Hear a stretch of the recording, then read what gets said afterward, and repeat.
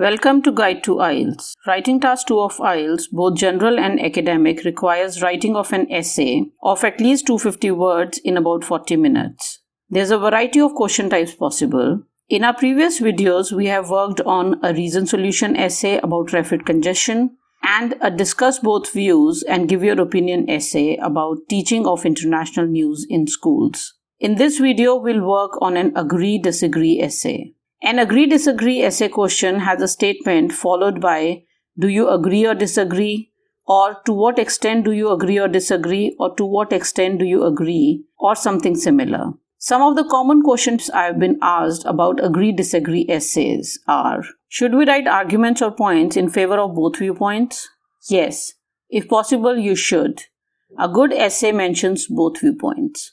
What do I do if I don't have any argument or any point for one of the viewpoints? In that case, you write about only one side but mention that you don't have even a single reason to support the other side. For example, if you write only points that agree with the statement given in the question, clearly mention, in my opinion, there are no reasons to disagree with this statement, or I strongly believe that there are no grounds to oppose this viewpoint. Next question.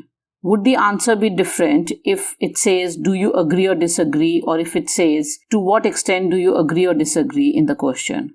No. In both cases, you can choose to strongly or partially agree or disagree. So the language in your conclusion could vary a little, but otherwise there is no difference. Bottom line, the aim of writing task 2 of IELTS is to write a grammatically correct, well-structured essay which has a variety of words and answers the question, or questions, as sometimes there's more than one question in a single essay question. Steps that we follow while writing an essay: first, read and understand the question. Second, plan the answer. Third, think about the vocabulary that you could use.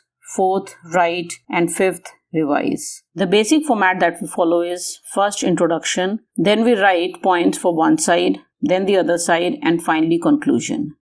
And for some reason, as I said the last sentence, I thought of Benedict Cumberbatch saying, basically it's a cute smile to the bright side, cute smile to the groom side, and then the rings. A quote from season 3 episode 2 of BBC Sherlock in case you're interested. Anyway, back to the essay. So the question we'll be working on is, every year several languages die out. Some people think that this is not important because life will be easier if there are fewer languages in the world. To what extent do you agree or disagree with this opinion? I'll leave you with a couple of other language-related essay questions at the end of the video that you can practice with. So the first step, read and understand the question. In this case, there are two statements before the question. To what extent do you agree or disagree? Figure out what you have to agree or disagree with. The first statement, every year several languages die out, is given as a fact. The next statement is what you can agree or disagree with in the answer. Do you think languages dying out doesn't matter because it will make life easier, or do you think it matters? In any question type where we need to discuss two opposing sides, I recommend planning the essay in a tabular form. These question types include agree, disagree, advantage, disadvantage, and discuss both views and give your opinion questions. Especially when the question is a little complicated like this one, I clearly mention what agreeing with the viewpoint means and what disagreeing means. So in this case, if I think language dying out is not a problem and fewer languages are better, I am agreeing. Another question that is asked from me often is, how do we come up with points? Well, you begin with thinking about examples. Do you know of any language that is not used by too many people now? There are many languages which especially the younger generation doesn't use. Now imagine what would happen if that language ceases to exist. Think from other people's perspective also. Think about why someone else who doesn't feel the same way as you do feels that way. An important tip: never decide whether you agree or disagree the moment you see a question. The essay doesn't have to reflect what you truly feel. The fact is, a lot of our opinions cannot be justified. But in IELTS essay, you have to justify the side you're taking. So understand the question, plan your answer, that is make points, and then depending on which side has more points or stronger points, finally agree to that side in the conclusion. The vocabulary I'm going to discuss now is not just focused on this essay, but to the topic of language in general. We begin with the word language, a possible synonym is tongue. Then we have mother tongue or parent tongue, the language of one's parents, the language that is usually spoken at home. Native language, the language of the place that you belong to. could be the language of the country you belong to or the language of the province or state that you belong to. Native language and mother tongue may or may not be the same. First language is the language one is exposed to since childhood and that one is usually the most fluent in.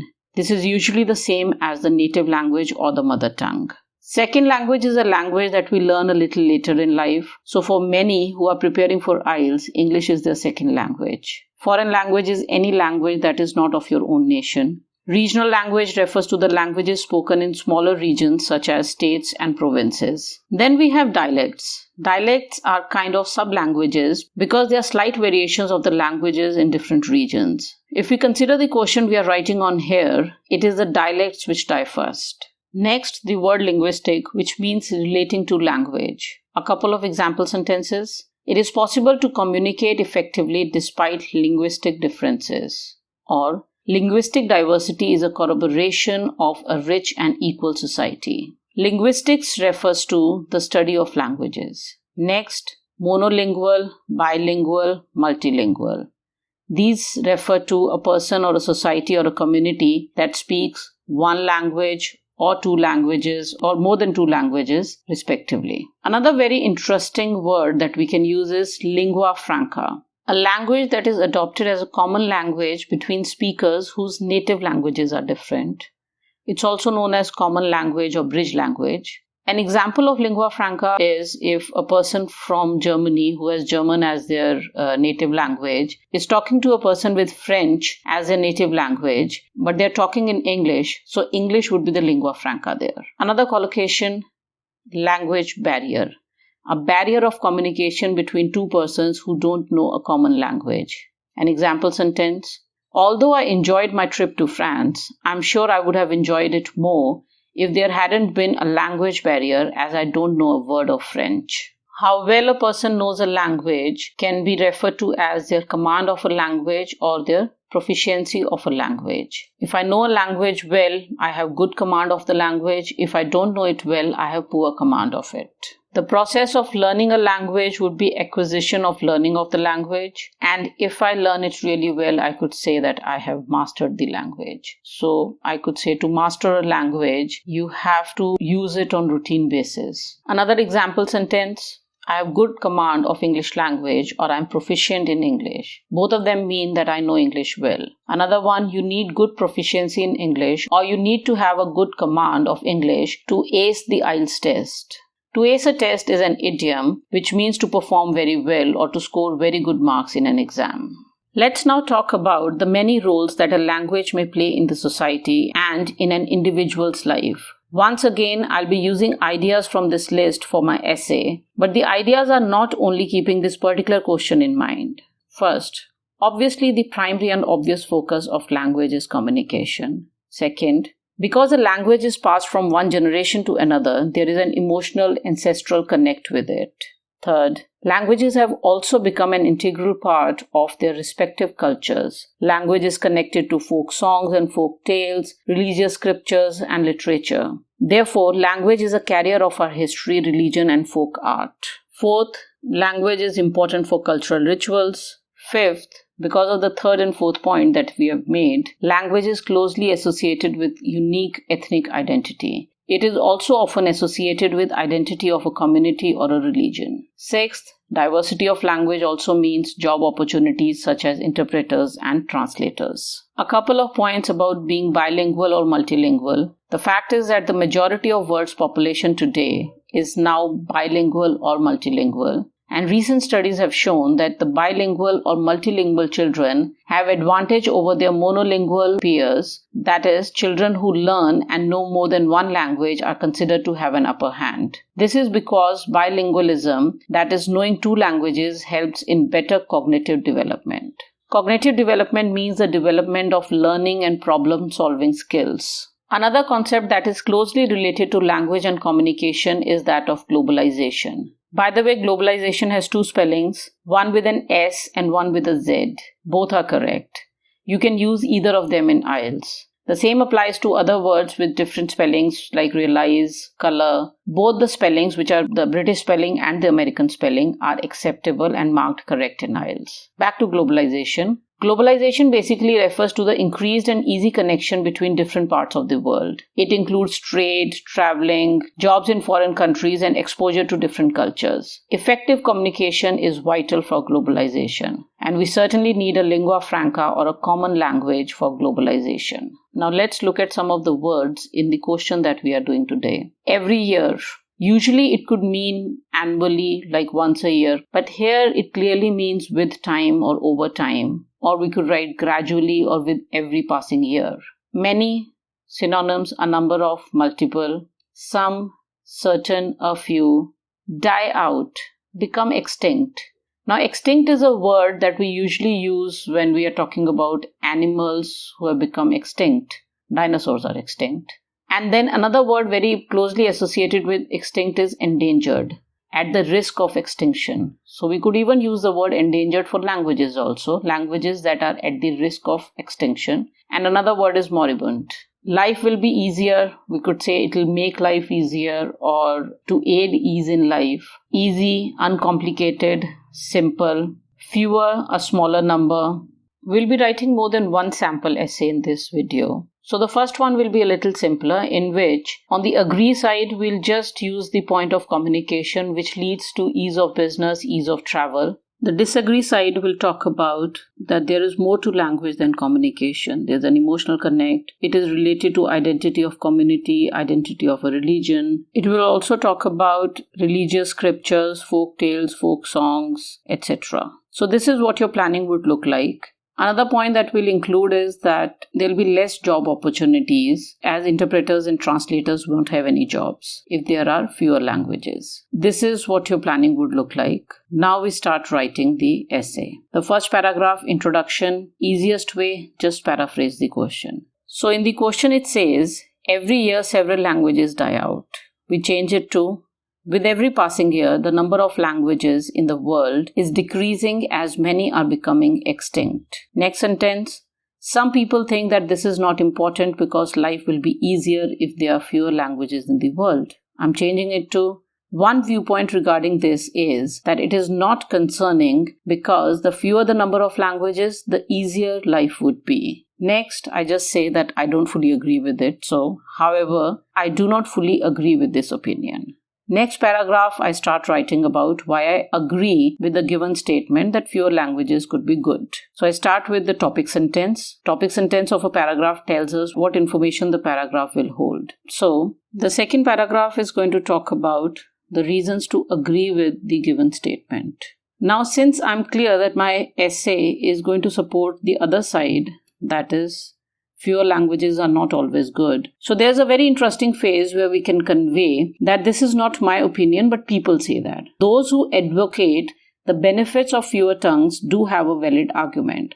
So basically what I'm saying is, I don't advocate it, the people who do have this argument. And then I'll mention the argument that they have, which is, it is an undeniable fact that the primary purpose of a language is communication. A decrease in the number of languages means ease of communication. This in turn facilitates international business, traveling, etc. Therefore, elimination of language barriers aids globalization. So I've kind of put all of the points that I had in a single point, but I've connected one to the other. So this in turn leads to this, or therefore, all of these are very good connectors. In the next paragraph, now I'll talk about why I think languages are more than just about communication. The first sentence, once again the topic sentence. And because we are now talking about the other viewpoint, we start with on the other hand. On the other hand, it is important to consider that languages are not just about communication. Firstly, languages are carriers of our traditions, be it folk songs and tales or the many cultural rituals. Next one about religious and ethnic identities. Moreover, the native languages are usually intricately connected to religious and ethnic identities.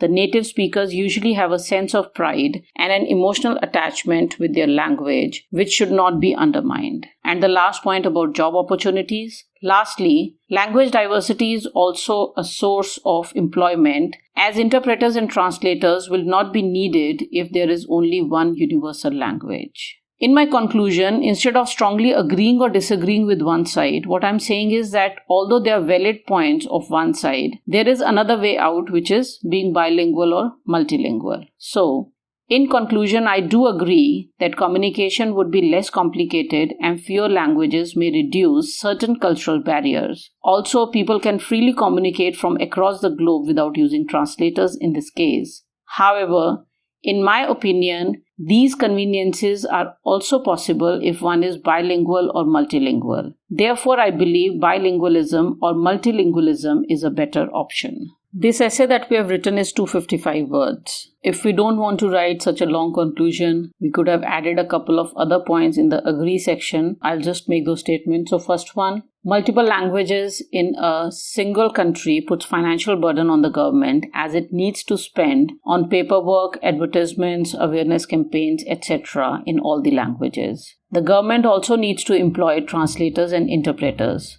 Also, learning of different languages adds to the academic curriculum of the students. So these are all negatives of too many languages. So these could go into the second paragraph. Another way that we can increase the content is by writing an example.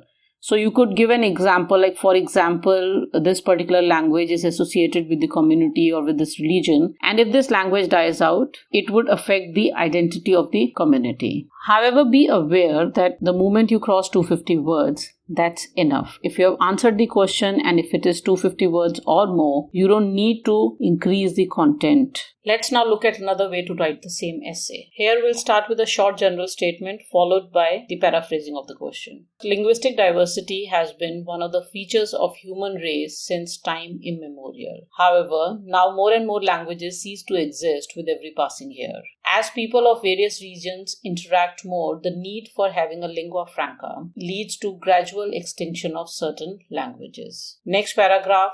It is a contentious subject whether these languages should be protected. After all, it is a valid argument that fewer the number of languages, easier the communication. This ease of communication not only aids globalization in every which way, but it also facilitates the working of governments. After all, if there are multiple languages within a country, the government needs to spend taxpayers' money for accommodating all the languages in the official work and advertisements. So again, the second paragraph just talks about why we need fewer languages or why it may be better if we have fewer languages. The third paragraph now will talk about why we actually need to preserve the languages. Once again, it will cover similar points as the first sample essay, but the language is a little more advanced. However, what needs to be discussed is that language is more than a mere mode of communication. Over centuries, it also becomes a flag bearer of the identity of a community or a tribe. Within its words are held the history, the literature, the folk songs, and the struggles, which are lost forever with the loss of the language. I'm not negating the fact that extinction of certain languages is inevitable, but I strongly believe that it is not a positive outcome of development. Now on to the fourth paragraph, the conclusion paragraph, which, just as in the sample essay, will talk about the need to be bilingual or multilingual. So, nothing can be done for what has happened, but measures should be taken to revive where possible, and if not possible, preserve the moribund languages. Instead of moribund languages, we could also write endangered languages. The fact is that certain dead languages, such as Latin, are still taught, which strongly supports the need to preserve languages. I opine that the way forward is for everyone to be either bilingual or multilingual, preferably the latter. As important as modernization is, we cannot celebrate the loss of heritage of some, however small their number may be. I've just used the word latter in the conclusion. I've discussed the difference between former and latter and how it should be used in one of the previous videos. The link to that should be on your screen now. This essay, by the way, is 290 words. Since there is no upper limit in the instructions in IELTS essay, it just says at least 250 words. There is no negative marking if your essay is longer. However, there is a negative marking for off-topic content. Also, we have to write keeping in mind that one, we just have 40 minutes to write the essay, and second, that the longer the essay is, the more could be the mistakes, and that is something that should certainly be avoided. I'm on a roll here, so here's another sample essay that I've written. You can find all of these sample essays on our website guide2ielts.com, and the link to these is in the description of this video. Anyway, in this one, again, we start with the introduction. Language plays a pivotal role in effective communication between people since it helps to express thoughts, feelings, and emotions in a better way. There are certain languages which are becoming more prevalent across the globe, leading to the other languages becoming obsolete. Now, this is a reverse way of paraphrasing. So instead of saying that some languages are dying out, we say that some languages are becoming more prevalent, because of which the other ones are dying out. Next, advocates of your languages propose the argument that having lesser number of languages will help to make life easier. Secondly, it will offer a cosmopolitan outlook where majority of the people across the globe speak only the prevalent languages. Next paragraph. However, this is only one side of the coin. The major drawback of such a phenomenon would be that communication will get restricted to a particular group of people who know that language. For instance, the elderly population may not be familiar with the language and may feel outcast. Secondly, it is a fact that variety is the spice of life. With only few languages to speak, this inherent variety in human society will diminish. Thirdly, this will also lead to a dearth of desire to learn new languages. Furthermore, if such a trend continues, valuable ancient knowledge which has been preserved in scriptures will not be relayed to the next generation. Finally, the opinion, fourth paragraph. In my opinion, it is essential to have a variety of languages and to preserve these languages to have a vibrant society. This will also help to have a society where the people are able to communicate freely and easily without having the need to resort to some special tools like machine translators or online converters. Here are a few random sentences that you can use in language-related essays. The earlier a person starts learning multiple languages, the easier it is for him to acquire mastery over it. Variety of languages leads to diversity, but the fact that it causes a hindrance cannot be ignored. Variety of languages is a proof, or variety of languages is a witness of the uniqueness of world cultures. Languages represent the identity of their community.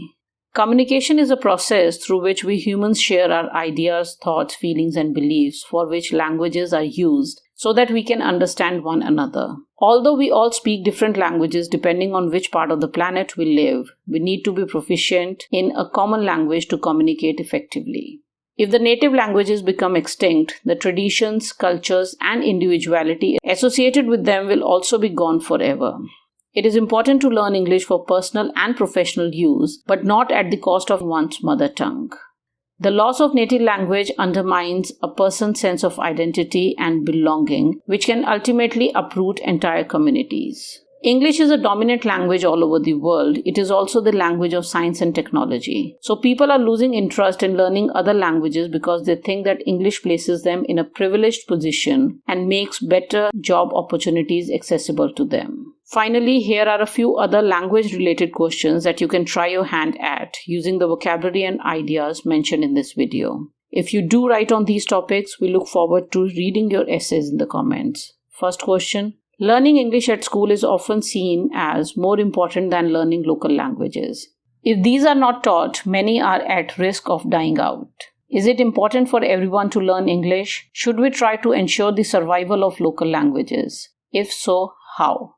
This question is an example of a question type which does not fit any of the usual question types: agree, disagree, disadvantages, advantages, causes, solutions. It is distinct questions that need to be answered. So in this case, we'll again start with an introduction paragraph. That's the first paragraph. Second paragraph should answer the first question, that is it important for everyone to learn English? Third paragraph should be, should we try to ensure the survival of local languages? So we justify whether we need to ensure the survival of local languages. If we say no, we can just write conclusion after that. If we say yes, we make a small paragraph of how it could be done. So in that case, there'd be 5 paragraphs. Next question.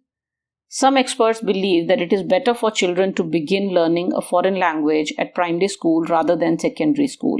Do the advantages of this outweigh the disadvantages? Next. Some people say that the only reason for learning a foreign language is in order to travel or to work in a foreign country. Others say that these are not the only reasons why someone should learn a foreign language. Discuss both these views and give your own opinion. Another question. Living in a country where you have to speak a foreign language can cause serious social problems as well as practical problems. To what extent do you agree or disagree with this statement? That's it from us for now. If you found this video useful, do like it and share it. Spread the word. We look forward to your comments. Feedback keeps the motivation up. And finally, do subscribe to the channel. All the very best to you for your future endeavors.